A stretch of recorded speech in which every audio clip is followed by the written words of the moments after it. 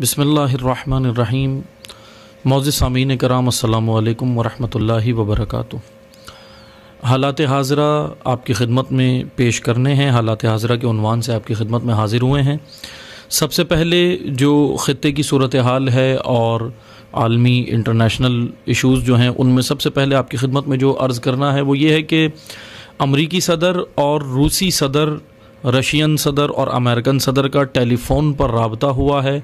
ٹیلی فونک رابطہ ہوا ہے، اور باقاعدہ ایک دوسرے کو ٹیلی فونز کے اوپر جو ہے وہ دھمکی دی گئی ہے، اور تنازع جو ہے وہ بڑھتا جا رہا ہے۔ اور یوکرین اور روس کے درمیان میں جو تنازع 2014 میں شروع ہوا تھا رشیا اور یوکرین کے درمیان میں، وہی تنازع جو ہے وہ آج بڑھتا جا رہا ہے، اور سیز فائر ہوا تھا 2015 کے اندر، کیونکہ جو حالات پچھلے چل رہے تھے، لیکن ابھی دوبارہ سے جو ہم نے پچھلے بھی ویڈیوز میں آپ کی خدمت میں بیان کیا تھا کہ یوکرین کے بارڈر کے اوپر اور رشیا، کیونکہ ان کا بارڈر ملتا ہے، وہاں پر دونوں نے اپنی فوجیں تعینات کی ہیں، اور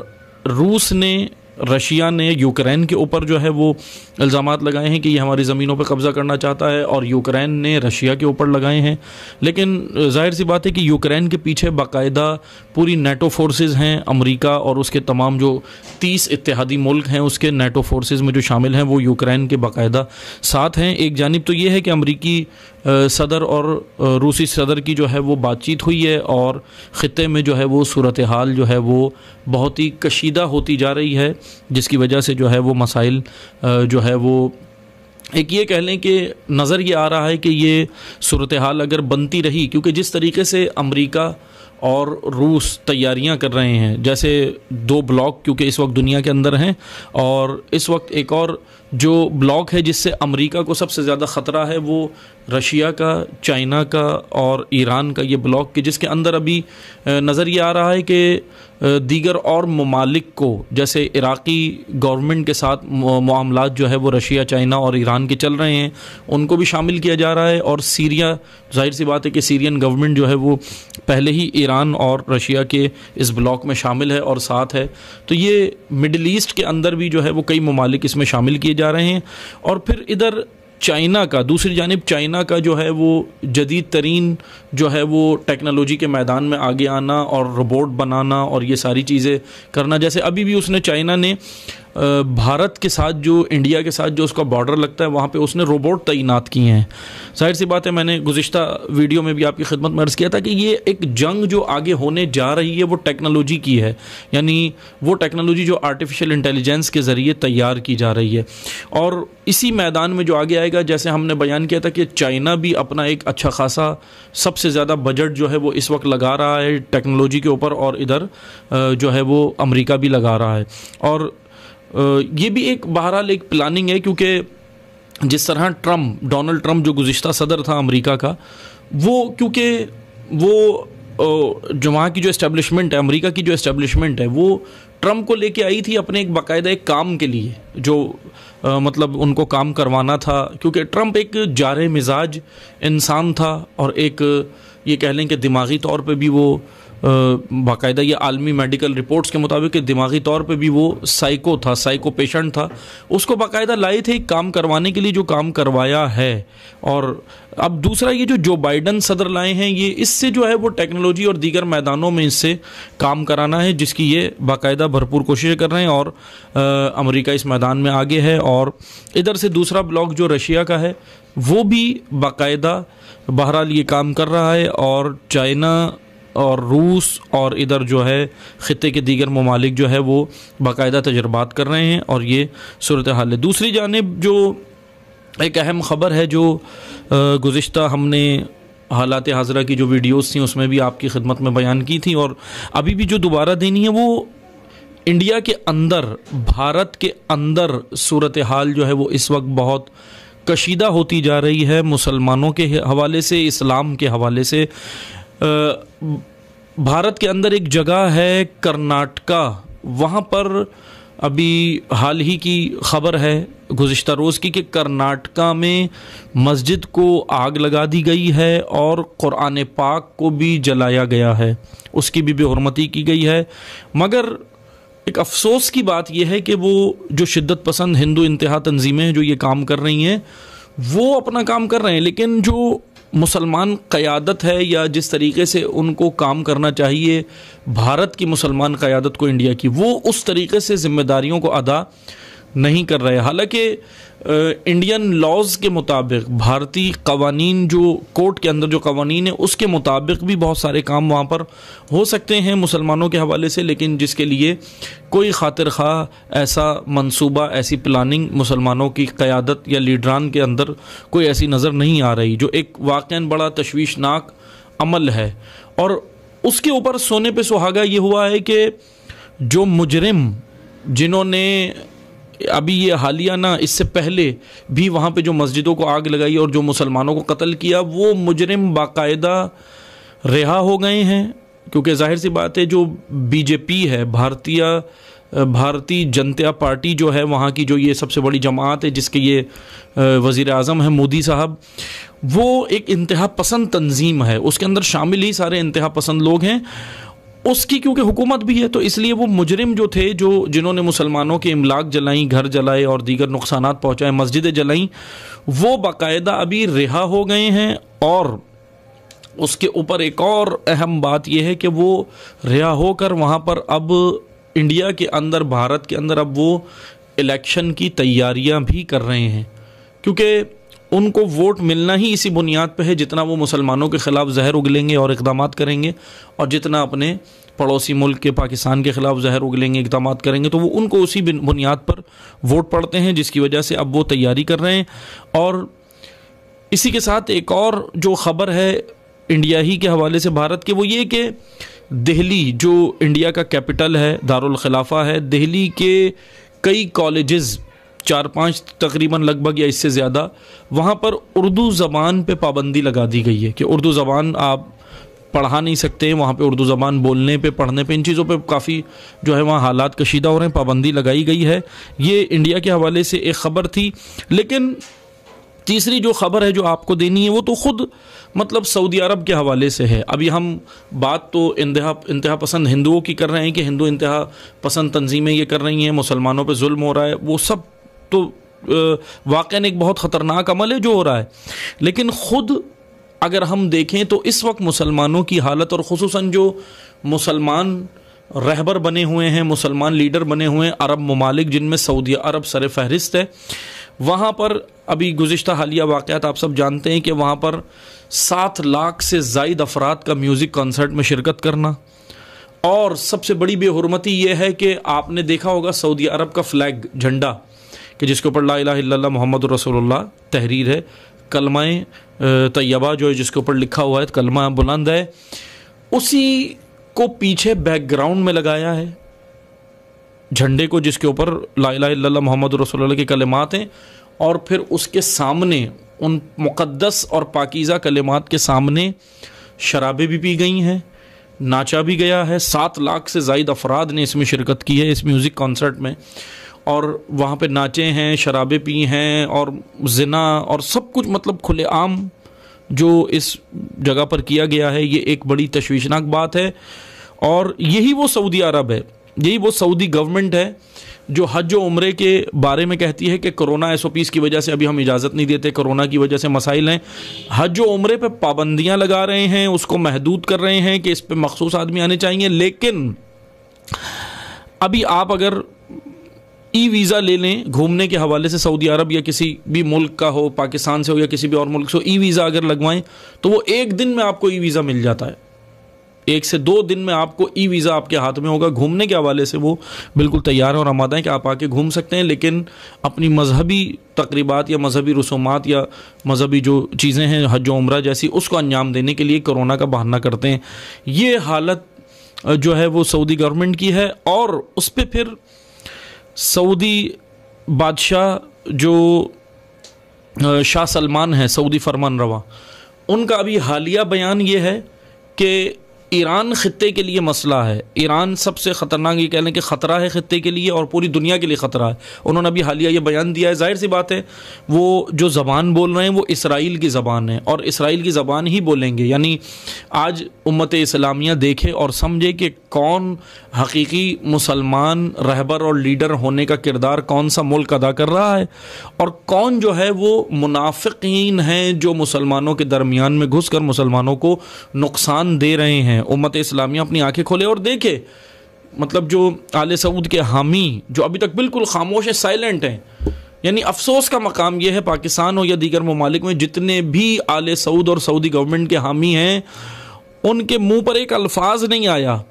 کسی میڈیا پہ بیٹھ کر، کہیں بیٹھ کر ان کا سوشل میڈیا پہ، الیکٹرانک میڈیا پہ، پرنٹ میڈیا پہ، کہیں پہ کوئی انہوں نے بیان دیا ہو کہ یہ جو بے حرمتی ہوئی ہے، لا الہ الا اللہ محمد رسول اللہ کا کلمے کا جھنڈا لگا کر، فلیگ لگا کر، کپڑا لگا کر اس کے نیچے یہ سارے کام اس کے سامنے ہوئے ہیں، اس کے لیے کسی نے کوئی بیان نہیں دیا اور نہیں دیں گے، ظاہر سی بات ہے۔ میں آپ کو ایک چیز بتاتا چلوں نا، آج جیسے سوال ہوتا ہے کہ جی وہ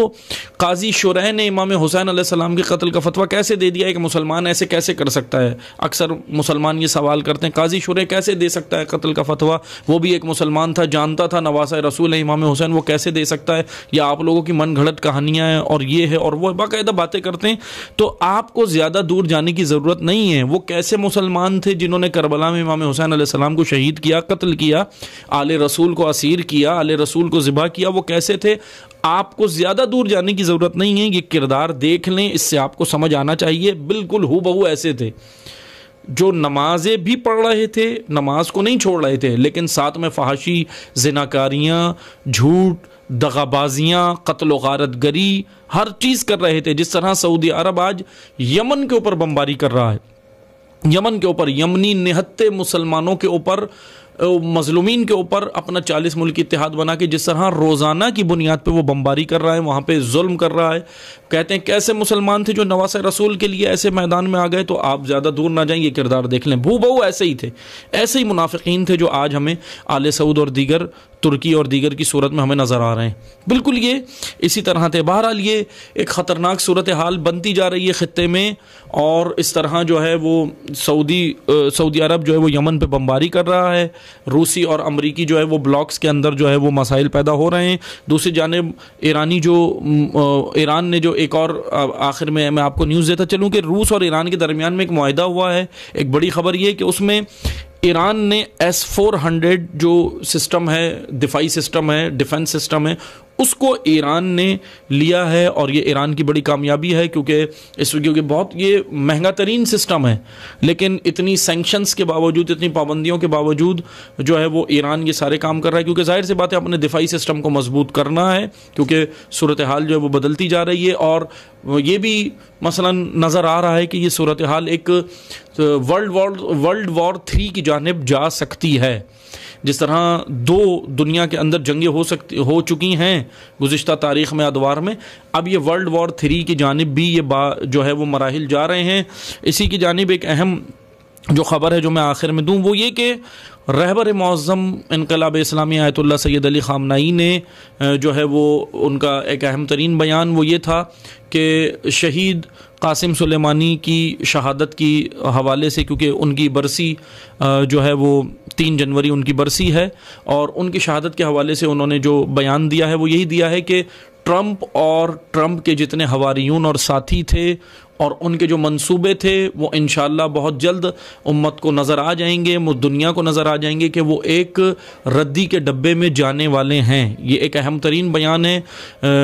سپریم لیڈر آف ایران اور رہبر معظم انقلاب اسلامی آیت اللہ سید علی خامنہئی کا۔ یہ بہت ہی اہم ترین بیان ہے جو واقعاً بڑا معنی خیز ہے، اور اس میں ظاہر سی بات ہے رہبر کا جو بیان ہوتا ہے وہ جذباتی نہیں ہوتا، وہ ایسے دیگر ڈیموکریٹک لیڈروں کی طرح نہیں ہوتا، بلکہ یہ ایک اسلامی رہبر اور لیڈر نے بیان دیا ہے، تو اس کے اندر ایک حکمت ہوتی ہے اور اس کے اندر سارے معاملات کو دیکھ کر بات ہوتی ہے۔ انہوں نے کہا ہے کہ امریکہ جو ہے وہ امریکہ نے جتنی بھی قاسم سلیمانی کو شہید کرنے کے بعد شہید کو جو بھی انہوں نے پالیسیاں کی اور جہاں جہاں وہ گیا ذلیل ہو کر نکلا ہے، اور ہزیمت اور ذلت اس کے مقدر میں آ چکی ہے، اور حقیقت بھی یہی ہے کہ یہ معاملات ہو رہے ہیں، ایرانی جوہری معاہدے ہوں یا دنیا کے اندر اور دیگر جگہیں ہوں یا معیشتی میدان ہو، دفاعی میدان ہو، دیگر میادین ہو، سب میں امریکہ وقتاً و فوقتاً شکست کھا رہا ہے اور ہزیمت ہو رہی ہے، اور جو ہے وہ یہ ساری چیزیں برداشت کر رہا ہے، اور یہ سب چیزیں امریکہ کو جو ہے وہ قبول کرنا پڑیں، اور ظاہر سی باتیں ہوں گی کیونکہ یہ وہ پاکیزہ لہو ہے شہداء کا کہ جنہوں نے اسلام کی خاطر، انقلاب کی خاطر، اسلامی مقدسات کی خاطر اپنی جانیں دی ہیں۔ اور امریکہ کی ایک سب سے بڑی بدماشی کہہ لیں وہ یہ ہے کہ عالمی عدالت جو ہے، عالمی جو انٹرنیشنل کورٹ جو ہے دہشت گردی کے جہاں پہ سماعت ہوتے ہیں، وہاں پہ جو ہے وہ امریکہ نے ایک خاموشی اختیار کی ہوئی ہے ٹرمپ کے حوالے سے، کہ ٹرمپ نے جو ایک آن ڈیوٹی جرنل کو شہید کیا، قاسم سلیمانی کو، کیونکہ آن ڈیوٹی جرنل ہیں، کسی بھی ملک کے جرنل پہ اس طرح حملہ نہیں کیا جاتا کیونکہ یہ ایک جنگ کی جانب باقاعدہ دعوت دینے کی بات ہوتی ہے انٹرنیشنل لاز کے مطابق۔ اب وہاں پر یہ کیس چل رہا ہے، لیکن امریکہ وہاں پر بھی جو ہے وہ مطلب یہ کہہ لیں کہ ایک ببانگ دہل، ایک بدماشی، یا یہ کہہ لیں کہ وہ اس طرح پیش ہو رہا ہے وہاں پر، یا اس طرح اپنے آپ کو ظاہر کر رہا ہے کہ اس کو جو ہے وہ اس نے یہ کام بالکل صحیح کیا ہے، وہ ماننے کو یہ تیار نہیں ہے۔ لیکن بہرحال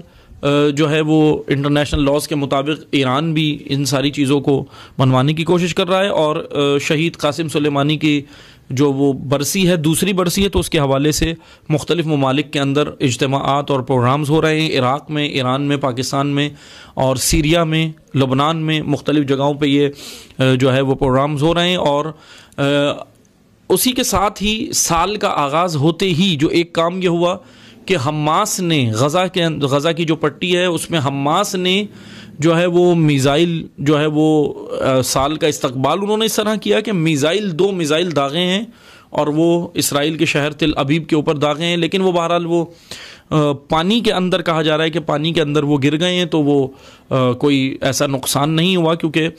اگر شہر کے اندر جاتے تو پھر ظاہر سی بات ہے کہ ایک جنگ کا ماحول بننے والا تھا۔ لیکن الحمدللہ بہت بہترین کام حماس نے کیا کہ سال کا اپنے آغاز پوری دنیا نے پٹاخے بجا کر کیا، پوری دنیا نے پھلجھڑیاں جلا کر کیا، لیکن حماس نے اصل جو سال کا آغاز کیا وہ اسلام کے دشمن کو، دنیا کو دکھا کر کیا کہ ہم اس سے بالکل برات کرتے ہیں۔ یعنی یہ کہہ لیں کہ یہ ایک کربلائی کردار اس وقت جو ہے وہ حماس، اور اس وقت جو ہے وہ لبنان میں حزب اللہ اور ایران جو اس وقت ایک کربلائی کردار جیسا ہونا چاہیے، عزت کا راستہ، اس کو وہ ادا کر رہے ہیں۔ یہ بہرحال مختصر سی صورتحال تھی جو ہم نے آپ کی خدمت میں پیش کرنی تھی، باقی انشاءاللہ آگے بھی بیان کریں گے۔ بس مختصر یہ کہ امت اسلامیہ کے جیسے اگر بھارت میں کوئی ظلم ہو رہا ہے، کشمیر میں ہو رہا ہے، فلسطین میں ہو رہا ہے، کہیں بھی اگر مسلمانوں پہ ظلم ہو رہا ہے تو مسلمان پہچانیں، یہ جتنے منافقین ہیں، آل سعود ہوں یا ترکی ہو، یہ منافقین ہیں، یہ کبھی بھی کوئی اس کے اوپر رد عمل نہیں دکھائیں گے، ساتھ نہیں دیں گے۔ ہاں، آج جس چیز کی غیرت، وہ غیرت جو تمام امت میں پیدا ہونے کی ضرورت ہے اور ان لوگوں میں پیدا ہونے کی ضرورت ہے، وہ غیرت جس غیرت نے قاسم سلیمانی کو محاذ پہ کھڑا کیا اور امت کے لیے اس نے جان دی، اس شہید نے، آج اس غیرت کی ضرورت ہے، کیونکہ یہ وہ غیرت ہے جو کربلا سے لی جاتی ہے۔ امام حسین علیہ السلام نے جو ہے وہ یہ غیرت شہادت، ان کی شہادت کے نتیجے میں جو پیدا ہوئی، اور جو تمام امت، تمام دنیا اس کو دیکھ رہی ہے کہ شہید قاسم سلیمانی نے جو کام کیا وہ واقعاً قابل تحسین ہے، کہ امریکہ جیسے دہشت گرد کو روکنا۔ اور رہبر کا آخر میں یہ بیان کرتا چلوں، رہبر معظم کا یہ بیان بھی تھا اسی کے ساتھ ہی کہ افراد کی کمی کو پورا کیا نہیں جاتا، مشکل ہوتا ہے، لیکن شہید قاسم سلیمانی کا مشن انشاءاللہ جاری رہے گا، جو انہوں نے جاری کیا تھا، جو مشن شروع کیا تھا وہ جاری رہے گا اور جاری ہے، اور اس میں الحمدللہ کامیابیاں مل رہی ہیں، کہ انشاءاللہ باقی جو صورتحال ہوگی وہ پھر ہم اگلے جو ہے وہ حاضر ہوں گے اگلے سیشن میں، پھر آپ کو بیان کریں گے۔ والسلام علیکم ورحمۃ اللہ وبرکاتہ۔